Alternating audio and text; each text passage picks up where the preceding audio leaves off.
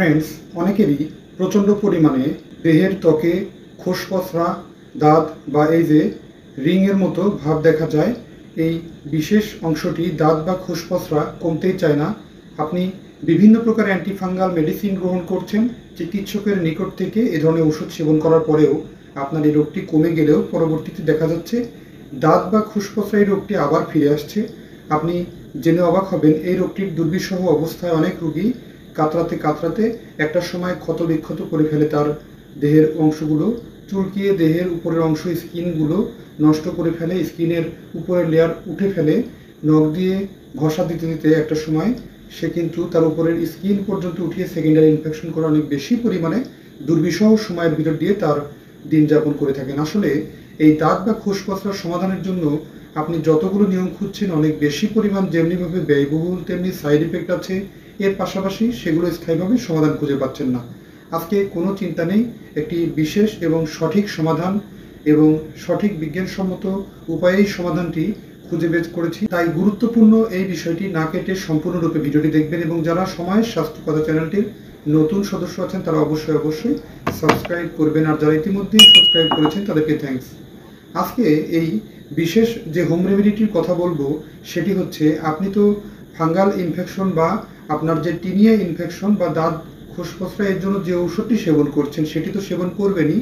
এর পাশাপাশি যদি সেই দাঁত বা খোসপসরাটি বারবার রিকারেন্টলি ভাবে আক্রমণ করে বা ফিরে আসে, তাহলে আপনাকে কোনো দুশ্চিন্তা করার প্রয়োজন নেই। সামান্য ছোট্ট দুটি উপায় আপনাকে এ রোগ থেকে একদম সুস্থ হতে সাহায্য করে।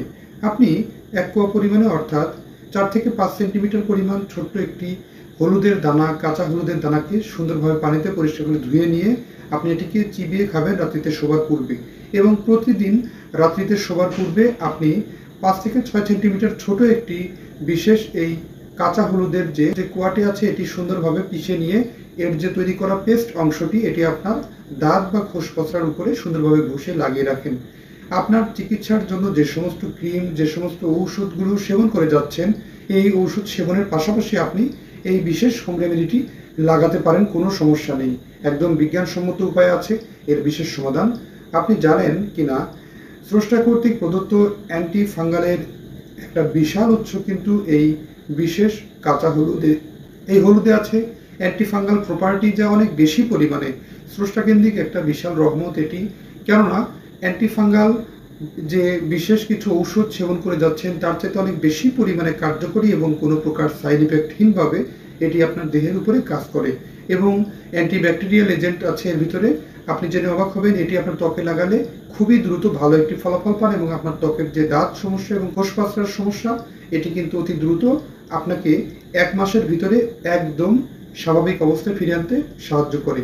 এবং 1 মাস যদি আপনি একটানা এটি ব্যবহার করেন, একদম স্থায়ীভাবে আপনার যে বারবার পুনরায় ফিরে আসছিল যে দাঁত সমস্যাটি, এটি কিন্তু ফিরে আসা বাদ দেয় এবং একবারে স্থায়ীভাবে খুব সহজেই এই সমাধানটি লুপে নিতে পারেন। সেজন্য আপনি প্রতিদিন রাত্রিতে একবার শোবার পূর্বে এই বিশেষ তৈরি করা পেস্টটি আপনি এর উপরে ঘষা দিয়ে লাগিয়ে রাখবেন এবং সেটি পরবর্তীতে সকালে পরিষ্কার করে ধুয়ে নেবেন এবং আপনার পরবর্তী ধাপে যে সমস্ত ক্রিম এবং ঔষধ সেবন করে যাচ্ছেন সেটি পাশাপাশি সেবন চালিয়ে যেতে পারেন। বন্ধুরা, শুনলেন তো যে বিশেষ নিয়মটি, সেটি কিন্তু অবশ্যই সুন্দরভাবে পালন করলে সহজেই এই টিনিয়া ইনফেকশন থেকে দিব্যি ভালো থাকা যায়। ধন্যবাদ। আজকের অনুষ্ঠানটি এ পর্যন্তই। অনুষ্ঠানটি সম্পর্কে আরও কোনো কিছু জানার থাকলে অবশ্যই কমেন্ট করে জানাবেন। অনুষ্ঠানটি ভালো লাগলে লাইক, কমেন্ট, শেয়ার এবং সাবস্ক্রাইব করতে ভুলবেন না। আল্লাহ হাফিজ।